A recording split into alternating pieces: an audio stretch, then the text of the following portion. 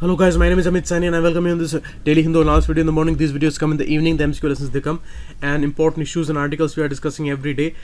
22nd November it is. Let's start. 159 rupees per month. These courses are available, premium content and bonus videos, special videos are also coming, and many more videos are gonna come in the next month. So it's an important series that's gonna start of videos, and those paid contents will be totally affordable and all will be important. Regarding the queries of these videos and the payment related issues, you can call on these two numbers, and the PDF you will get on Telegram channel, which is given here on this Facebook group. So here you can send me the request. Some words that I found today, and the issue: Farooq Abdullah is going to be on the Defense Parliamentary Consultative Panel. A few days back we discussed that Manmohan Singh ji is going to be on the parliamentary panel on finance, and Farooq Abdullah, who is still detained under Public Safety Act, is going to be on this defense consultative panel. And after this revocation of Article 370, the Public Safety Act was used heavily, and many leaders, means almost all the political leaders, they are detained till date. And he is a 3-time Chief Minister, former Chief Minister, and a Lok Sabha MP from Srinagar constituency, and he has been under detention at his Srinagar home since September 5. So he is not able to attend the ongoing parliamentary session, the winter session which is going on, and since 18th of November it is going on, but he could not be there for this reason till date. But he will be on the consultative panel here. The bigger shock is that Pragya Thakur, where she was the prime accused in Malegaon blast case, terror charges are there on her under UAPA Act and the 2008 Malegaon blast case, where she was granted bail by Bombay High Court in April 17, and NIA had dropped charges against her under Maharashtra Control of Organized Crimes Act. And in the past she has said a lot of nonsensical issues, like the comment on the death of Hemant Karkare. She said that I had given him a shrap and all, and the famous opposition's Marak Shakti sentence she used there politically, and that was very, very bizarre. So all superstitious things, unconstitutional things she said in public sphere, and she claimed that she cured her cancer with the help of the cow's products and all, the Gomutra and all these issues. So these are extremely important controversies that we need to understand here, because these kind of people, where they are going to be on the Parliamentary Defence Consultative Panel, elected MP from Bhopal. So it's a democracy. So there is no wrong issue here officially, but the attitude is extremely important. That also holds a lot of importance. So the kind of attitude she has, and she will be there in the Parliamentary Defence Consultative Panel, who once said that Godse is the real Deshbhakt and Gandhi was not. So what to say here? This is the new India, and we have to see what happens next, because these are really bizarre times in this country. Next, loans worth rupees 2.52 lakh crore disbursed in October. This report is given by the central government there. In this troubling times, where the manufacturing sector, the industrial production, all are stuck, they are giving negative growth numbers. Banks right now, they have some credit giving capability, but they cannot trust many of the consumers, because in the past a lot has been there. The NPA situation is still out of their hands, and they are still struggling. More and more NPAs are rising day by day. Some are having their solutions, but some are new there every other week. So that is why it's a troubling situation throughout the banking sector. Now good news you may say, because it's a credit boost, and 2.52 lakh crore rupees they were disbursed in October month. Home loans, vehicle loans, educational loans, and mainly the agricultural loans and the MSME loans. MSME got 37,200 crore rupees. Agri loans around 40,000 crore rupees. So that's great. And one more issue, where in the budget it was announced that NBFCs, for them banks will give guarantee for 6 months, and their pooled finances and all, they will be tackled there by the banks. So this help was there, and now 15,297 crore rupees were disbursed to these on lending on origination NBFCs, and pool buyouts are 1,453 crore rupees, and partial credit guarantee scheme which was announced there, 2,877 crore rupees are given. So that's important. And one important issue is that almost half of this amount, over 1.22 lakh crore rupees, were loans to corporate houses. You see, corporate houses, how many supports are there? Many of their loans, means worth rupees lakhs of crores, they were written off. Corporate tax cuts were announced for them, and many other supports we have seen in the past. What was the relaxation for the farmers? What were the relaxations for the middle class? Almost nothing. But here all the support is there, and now in this list also the loans to corporates are more than 1,20,000 crore rupees. It is necessary in the economy, and the manufacturing boost will only be there if this credit is available to the corporate bodies. But in India, one more issue is there: how much balanced the market is, where we have seen in the telecom sector, some specific group of companies, they are getting the growth there, all positive numbers there, all a good story, and all the support is also available. Policies, regulations, they are very much supportive for some section, but other section they are crumbling there.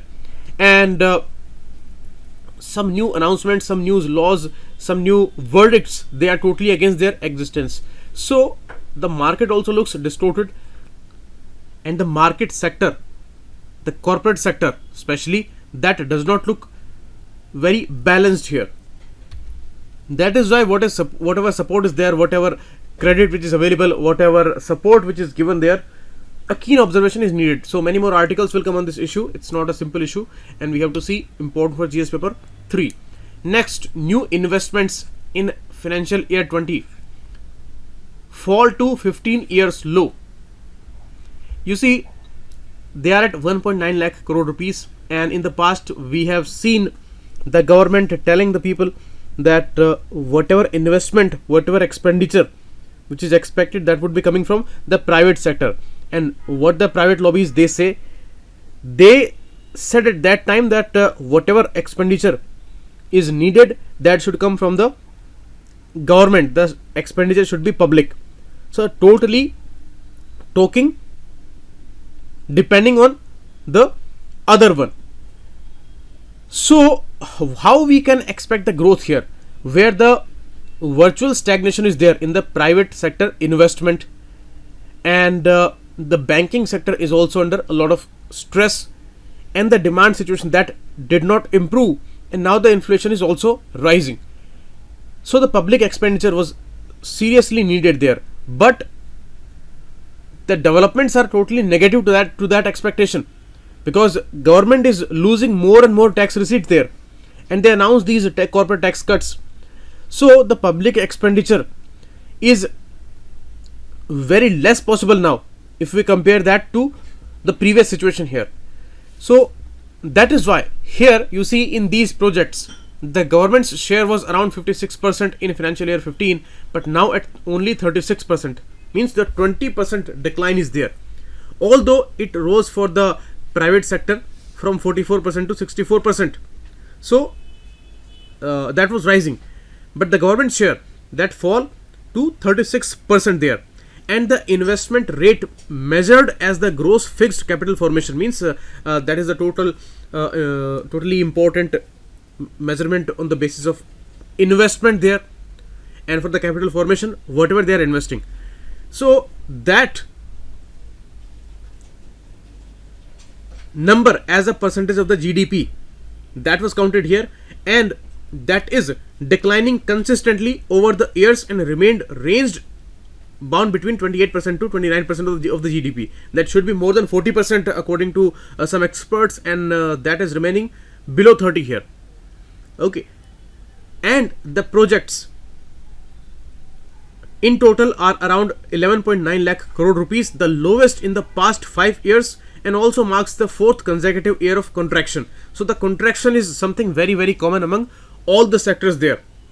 Okay, you can see first half of financial year 20, new investments by private sector contracted by 77% compared with a 23% growth in the first 6 months of the previous financial year. Means just 1 year back it was a growth of 23%, but now 77% contraction is there. Contraction is also visible among core sector industries and the industrial production across sectors and areas. So this is never a good situation.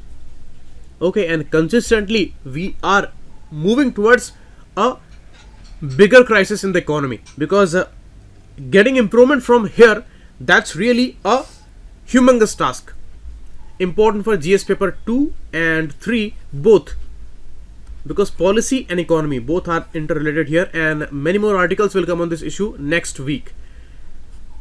Again, negative information: BSNL rings in 7500 crore rupees loss in first half. State-owned telecom firm BSNL's loss during the first half of the current financial year stood at more than 7500 crore rupees. This information was given in the parliament there, and that's again a problematic one. Here, some companies like Vodafone, Idea, Airtel, they are falling on the ground, and it is totally clear now that there will be no relaxation, and they will have to pay the AGR charges there, the revenue sharing they have to do there with the government, and that is more than 1.3 lakh crore rupees. I think that's the biggest burden till date on their shoulders here, and the sword is hanging consistently on the head of BSNL and MTNL there, and a package was announced for 70,000 crore rupees for the revival of MTNL and BSNL there. Okay, but this is the condition with these particular groups. What about Jio? That posted a growth there, and the profit was also there, more than 1,000 crore rupees. So that's interesting, and that's why I said that the corporate sector and the private sector in this country, that looks very much imbalanced. Okay, next, only 4 of 82 secretaries are from SCST communities. This report is given by Jitendra Singh ji, the minister there.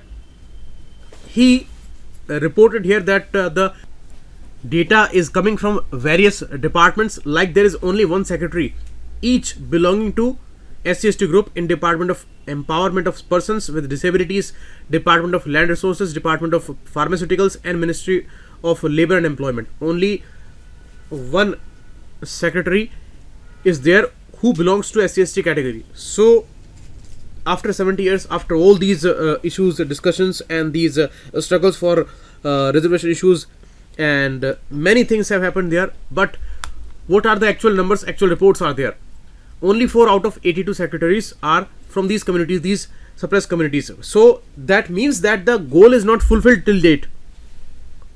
What was started as a positive discrimination in the Constitution of India, and that was there only for 10 years, but that got extended. But till date, what is the position here?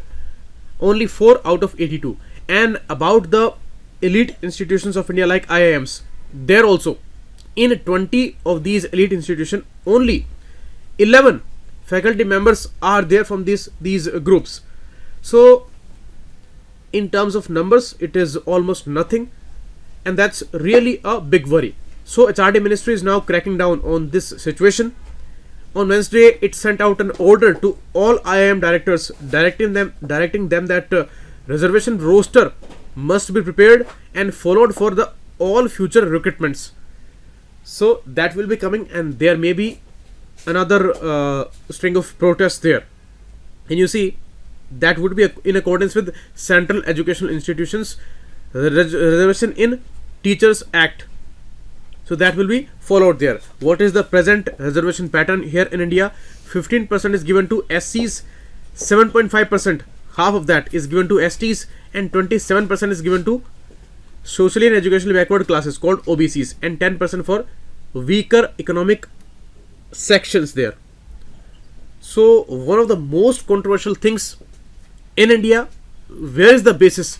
Basis is the social layers there, the existing system of our society, and that's very very bizarre. And on what grounds these castes were made, those grounds are no more there, and all the distorted forms are there. Now the politics that carries these divisions, and that emboldened these divisions there.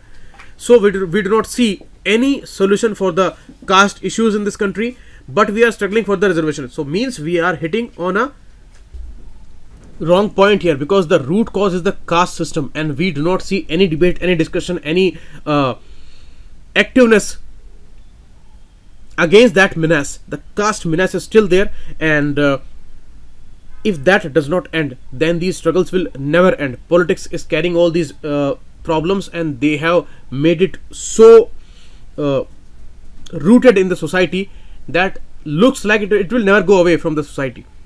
So before reservation, we need this caste removal, otherwise this country can never progress. That's the surety here, because a lot of psychological social issues are there, a lot of types of social psychological operations are there which cannot be denied, because in maximum part of India, around 70% India, 80% India, these things are still there in their very original forms. The discrimination is still there because that is psychological. That's the issue, because people believe in caste, the marriage systems, they are all following the same tradition there, and many negative consequences every day we see in newspapers. So only the informations are available, but the solutions are not there. Okay, so that's the thing. Next, a proposal which was there, that a single regulatory body for higher education will be there, and this amalgamation will be there for UGC and AICTE. That proposal that is hanging, and the decision is not taken yet. Center has not taken a final decision on the merger there. Actually, it is going to be a amalgamation, because there will be a new body joining these UGC and AICTE. AICTE is a regulator for technical bodies, and a UGC for the universities. So both are important regulatory bodies which rate these universities and institutions. So the finality is not sure till date, because the states, they are opposing a lot, because they are losing their autonomy here. Many allegations are there that central government, they are trying to centralize everything which is possible in this country, and this is the similar move there. So that's why heavy agitations we have seen in many areas, and it is also a similar area where they say that we will lose autonomy here under the new regime, as well as concerns that grant dispersal powers were being moved from autonomous bodies to the direct control of HRD ministry. So that's the real problem here. So we have to see what unfolds in the future, because these issues are going on, these are undecided issues, and articles certainly will come on this issue also. Next, a big menace in this country. You see the kind of force, the kind of donation, the kind of money, authority, power is there with these kind of people in this country. Do you see here with ISRO, if that support would have been there with bodies like ISRO, what we could have achieved today? That's why I have put all these both these informations on a single page. Here it is Cartosat 3 that we are going to send there, and it is going to help immensely to the military, because it can even capture 25 centimeter long thing on the ground. So the resolution is very high. It's a very advanced one, and it is immense help in our remote sensing satellites issue, and it will be there 509 kilometers away from the ground. PSLV C-47 is going to take that. So these are important formations. At one side, Nityanand, a person who calls himself bigger than God, he once said that I stopped the cycle of time, and if you today have noticed, the sunset was delayed I did that. Sometimes he delays the sunrise also. So what not he says, you will laugh rolling on the ground, and you will be shocked that what kind of country this is becoming. Means every day these kind of you may say, what you call them fool? No, they are extremely smart people. These are exploiters, these are extremely smart people, and they are fooling this nation. They are fooling the vulnerable people who are finding many difficulties in their lives. So they are totally exploiting their minds, manipulating their minds, brainwashing people, and they wield enormous power. Political backing is certainly there. All the big leaders of this country, they have good connections with these kind of so-called babas. Somebody calls himself a yogi, somebody calls himself a sant, and what are these things? What are their meanings? What is the meaning of a yogi? What is the meaning of a sant? What is the meaning of a baba? Means this looks like we have destroyed our own culture in this manner the most. Means these people, these labels, they were there for the extremely sacrifice making people, the knowledgeable people. They were never angry, they were never power hungry, they were never materialistic, and they were there only for the help of the society. But today, these kind of labels, the people who have these yogis and these kind of labels the people have, they are highly materialistic people. They enjoy all the power, they are angry, they divide society, they fool people, and they are sitting on highest positions there. So there is no character of those labels in them. But still this country is so blind that they have all the problems with the fee hike in JNU, but they do not have any problem with these kind of people. We discussed in the starting that Sadhvi Pragya Thakur. Sadhvi, what is the meaning of a Sadhvi? I think we have forgotten those meanings there. So what not she said in the past, a peace icon like Gandhi, she said that he is not Deshbhakt. The killer Godse was the real Deshbhakt there, and he will always remain in our hearts and all. So what not she said, the Marak Shakti. Superstition is something that was heavily countered in the Constitution of India, that it's a crime to follow superstition in India and to spread superstition in India. But they are openly doing that, and there is no restriction, there is no power against these people. And every day we have instances, many allegations, many cases are there, and there are video evidences. Some days back a video evidence came, many 43 videos came regarding a person who is also a kind of a so-called Baba in there, and today he is all free, and the girl who was exploited, who was the victim there, she is behind the bars. So this is the new India, and there is a very important question. These so-called godmens, so-called highly revered people, okay, and who has enormous political power also, because they can influence masses, so they can earn votes through the politicians also. How we tackle this menace? You can write a important question in 250 words. According to police official, there was allegations, and two children aged 9 and 10, they enrolled at the ashram, told the police they were tortured, made to work, and kept in illegal confinement at a flat in city for over 10 days in Ahmedabad, and they were shifted from a different place in South India. And similar allegations were made by two other children rescued from the ashram in a complaint filed by their parents. So these are the allegations, and always similar kind of allegations, means cases of sexual abuse, cases of nude videos, the cases of killing, murder, or some physical abuse or exploitation by the so-called these revered people against kids, against women, against someone. What not we have seen. But still, this is a really great country. So you have to write an important question there. Next, a blow against punitive constitutionalism, an important article on a specific issue of beggary. Here, Gautam Bhatia, a Delhi-based lawyer who writes important articles. He talks about this issue that 2 centuries of colonial rule, many cruelties were there on Indians. Some were very much systematic, like the Criminal Tribes Act when they brought there, because some tribes were very much fierce and they opposed the British authority, so they brought Criminal Tribes Act, and they said that these indigenous people, they are criminals by birth, means there is no learning, by birth they are criminals, so they should be separated, they should be forced to labor, and they were kept in concentration camps also. So this was very much inhumane. Similar thing, a Bagri law. And you see, after independence, we expected that all these tortures, all these kind of laws, they will be ended. But some things were continued. And the Bagri law of Bombay State in 1958, that was similar kind of law. Draconian law criminalizing itinerant and nomadic communities, and who do not have a visible employment source or a subsistence way, and who does not fit in the state's definition of a normal citizen. They should be criminalized. So that was really very inhumane.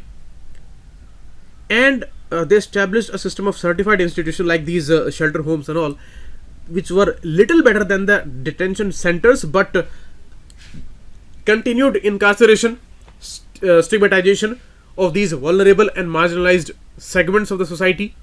Now there is a big decision by the Jammu and Kashmir High Court striking down that state's iteration of the Bagris Act. In a detailed judgment, Chief Justice Geeta Mittal identified the colonial origin of the law and found it to be a gross violation of the human dignity, equality and freedom. The reasoning which was given serves as a powerful reminder of the colonial vestiges that remain with us 7 decades after the birth of the constitutional republic. And more importantly, it shows us a path to reach that something of freedom that is yet to come. Means real freedom is there only for the riches in this country, and all others, they are shown many restrictions, many authoritarian approaches, and the freedom is certainly restricted. We have seen many examples in the recent past. And for the poorest of the people, this country is really a troublemaker. You talk about agriculture sector, the farmers, the laborers, the poor people. You see, maybe they are free, but the kind of life they are living, this is not a free life. This is not the life that the constitutional makers, they imagined there. And there are indirect restrictions on their lives. They are living a life set on a particular framework that is already very much constricted. And what about the rich people? They live life at large.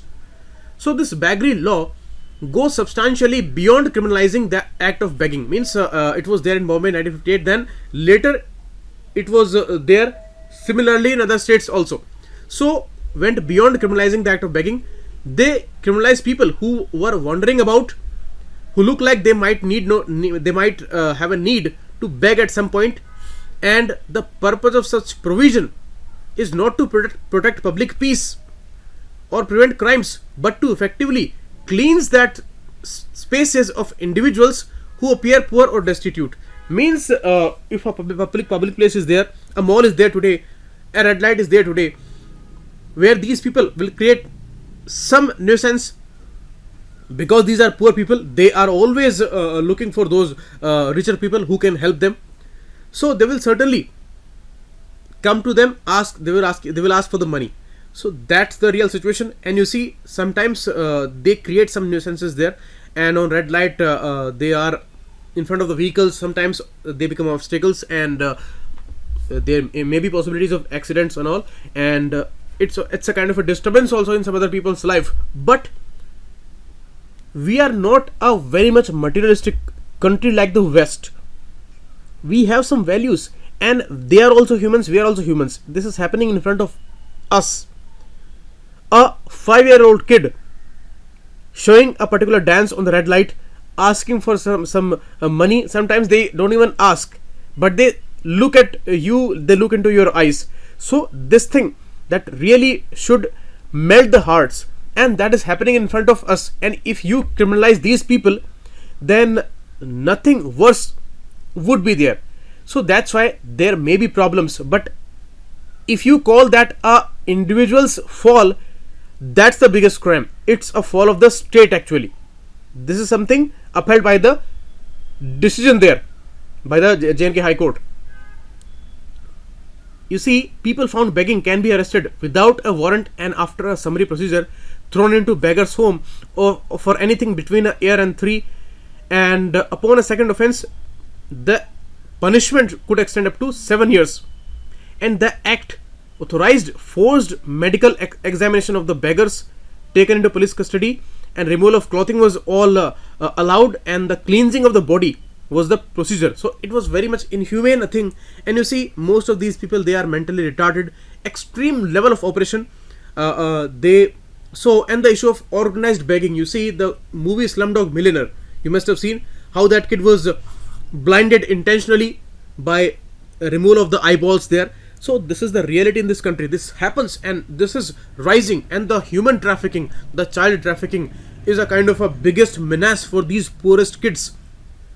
The biggest number of, I think, kids, they are being sold to some other countries. They are from India, because the biggest number of poor they are living in India. Every day we see evidences, we have seen CCTV footages how they abduct kids, and then they are thrown into these kind of menaces, the organized beggary. And it's not a small issue, it's a organized crime, one of the biggest crimes of our times that's happening. And there are backings, you may say political backings, you may say the bigger powerful people are behind these kind of organized crimes, and that's why they are flourishing. Many allegations are there, many NGOs are reporting against that, but always these are powerful people. So who would stand against these people? That's the biggest worry, because maximum number of people in this country, they are blind about these things, and they do not feel anything, and they ignore these things. That's why a very few people are there who are concerned about these things, and then they will need a lot of courage, immense courage, to stand against those powerful people. If that courage is divided among crores of people, if all take collective actions, then those few people will not need that much courage, and their life will not be in danger. But today it is not the condition. Only a few people, they are taking this responsibility in their hands, and they expose some of these things. But still, the solution is there with a rare number of people, rare number of poor. So that is why these kind of decisions are very important. And what not is happening with these poorest people, especially these small girls, small boys, and the older people, what not they see, the females. It's a horrendous case of exploitation, and we cannot even imagine what happens. Very many cases we have seen from Bihar, from UP, how these powerful people, they exploit these poors, and what not they do with their lives, what not they do every day with them, all inhuman activities, torturous activities. And these are also humans, but we are very much apathetic to these people, so we do not care, and we justify these things. We may justify that very large number of people, they will justify that these beggars, they are all nuisance, and they are a real problem for the urban spaces there, and they always interfere in other people's life, and they are kind of a menace there. So criminalizing the begging, it's a appropriate idea. They will say that, they will justify that thing, because they are not looking beyond these things, they are not thinking deeply there what's happening there. They are also humans, but why they are here, that's the bigger question. That's why this article is extremely important. And the court's analysis there, they discuss the origin of beggary statutes in England, and the vagrancy statutes which were enacted and served as precursors to the beggary laws, those were analyzed. And after that, they saw that in India, begging was first criminalized in 1920s as part of a colonial logic, and that sought to subjugate certain communities by imputing criminality to them.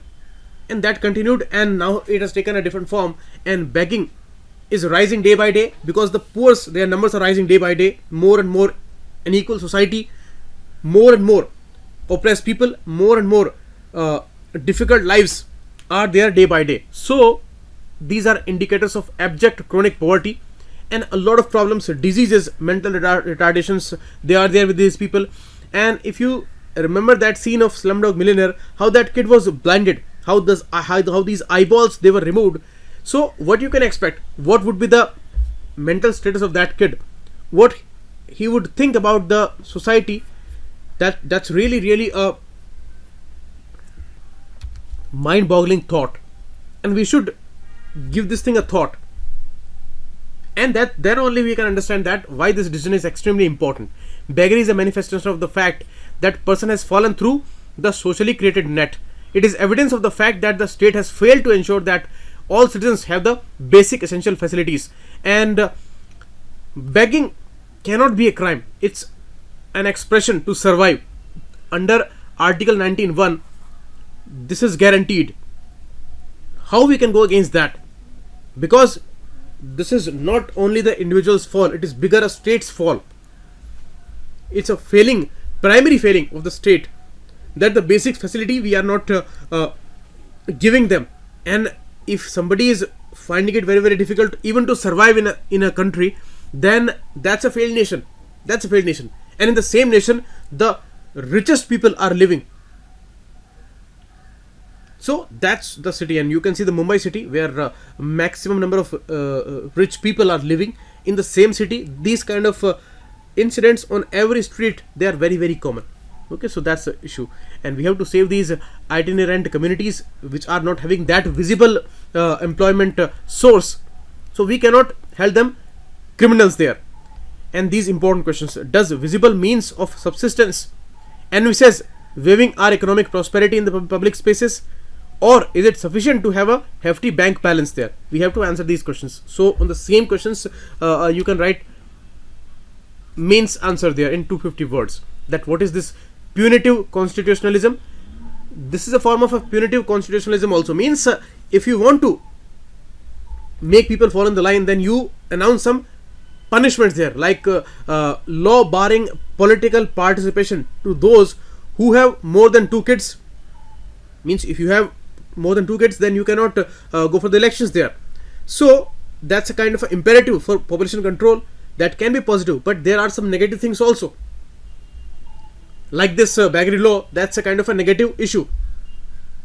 So it's a punitive constitutionalism, but some forms are very negative and some forms are very inhumane, so we have to remove that. So that's why the bigger observation, key observation is needed there for the punitive constitutionalism.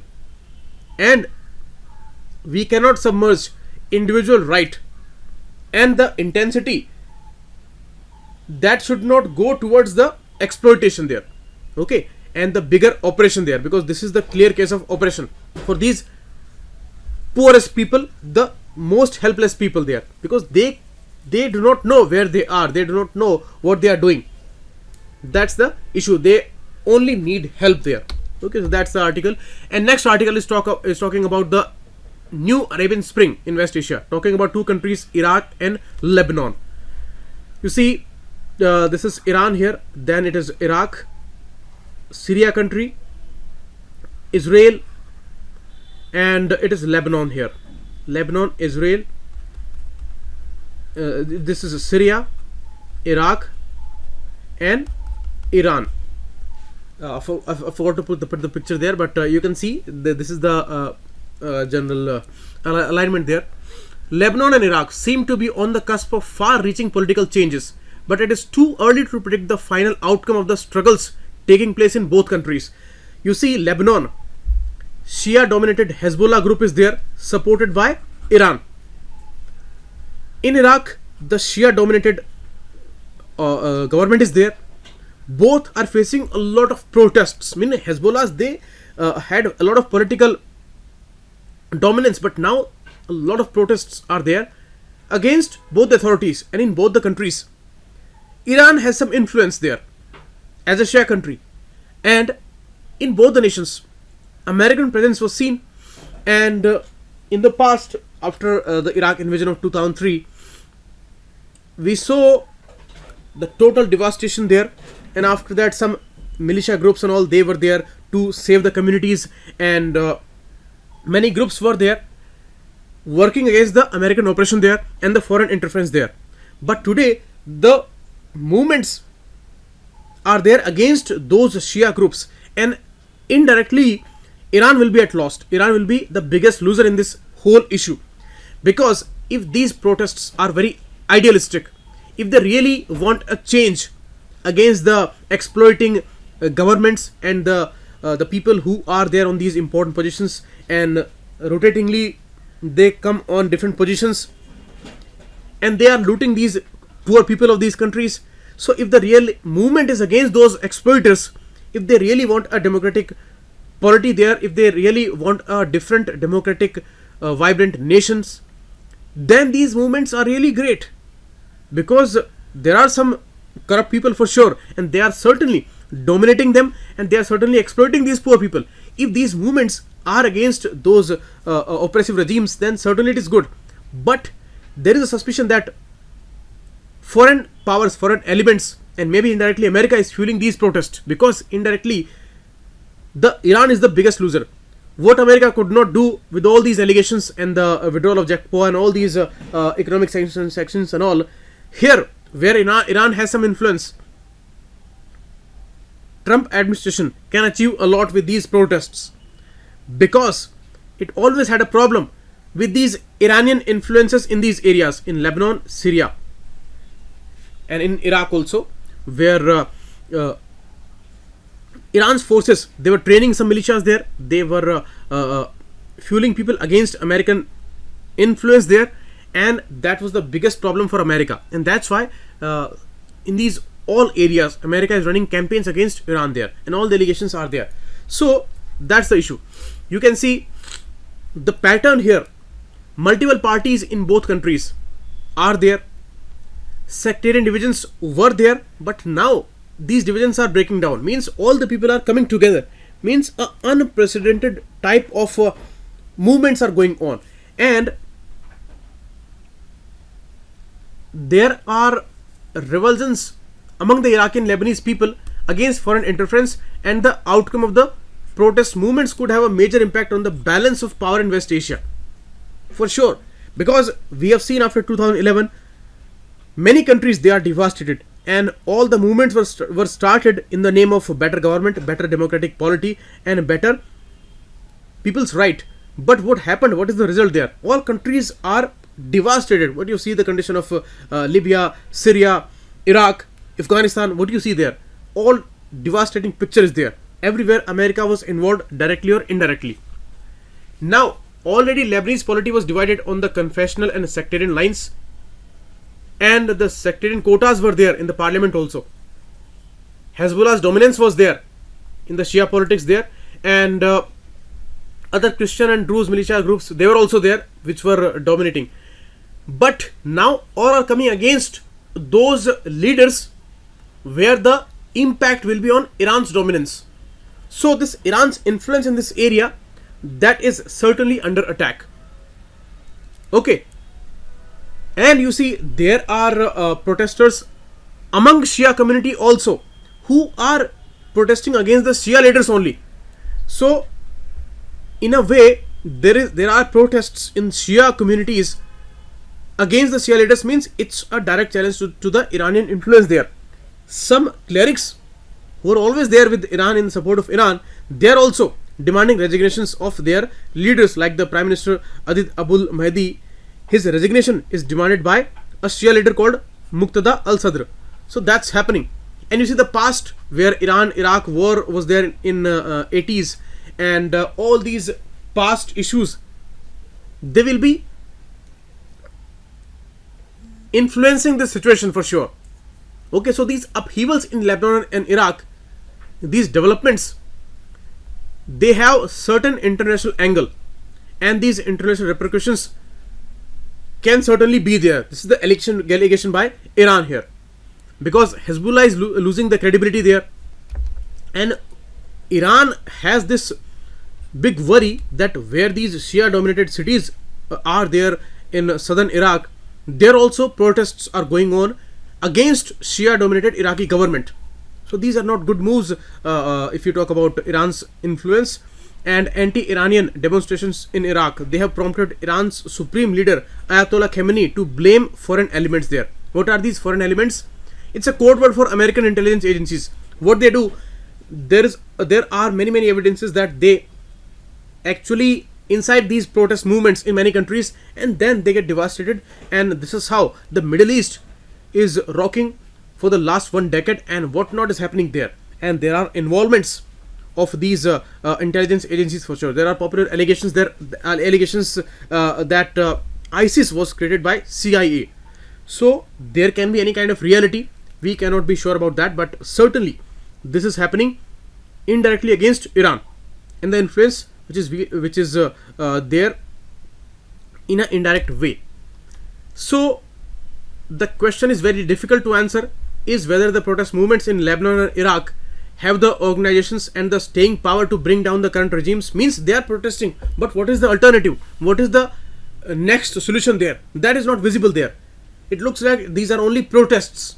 So there can be a possibility for sure that these are incited, and some groups, some leaders, they are working on the directions of these intelligence agencies, because they do not give any alternative there. What's going to happen after the coups there? Okay, so that is why these movements, they have amorphous and spontaneous nature, and there is no guarantee that they can provide viable alternatives in terms of coherent governing structures in the future. Okay, so that's the issue, and for sure they may go into anarchy like any other countries, and it may be another addition in the ongoing devastation in the Middle East there. So this is all for today. This was important for GS paper 2, a very important article. Thanks a lot. Keep watching. It was Amit.